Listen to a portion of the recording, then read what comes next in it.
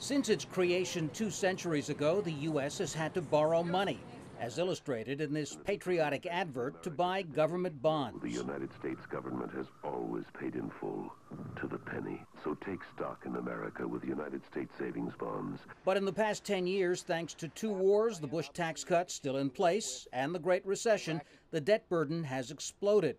It amounts to $14.3 trillion. That's more than the value of all the goods and services the U.S. produces this year. How would that work out per person? In 2007, the government's debt amounted to $19,700 for each American. Last year, that figure rose to $31,600.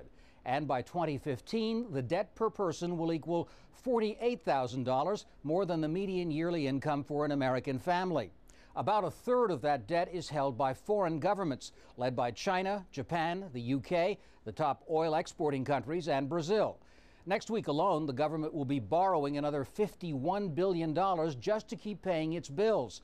But by next month, if Congress refuses to lift the current debt ceiling, the Treasury would have only enough income to honor 60% of its expenses.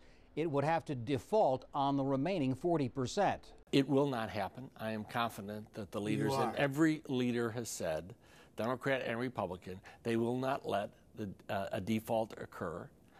And so you've got to take them all at their word. But without a deal to let the government keep borrowing, confidence in the U.S. Treasury would suffer. Either foreign investors and domestic investors might feel concerned about what's happening down in D.C. and start to charge a premium to buy securities. In other words, lenders would demand higher interest rates for their money, and not just to buy U.S. bonds. It'll start snowballing. Automatic, you don't pay your debt, there'll be default by rating agencies. All short-term financing will disappear. That prospect, the higher cost of borrowing for everyone, spiraling into America's sinking back into recession, is what makes the stakes in Washington's political standoff so sobering. Tom Ackerman, Al Jazeera, Washington.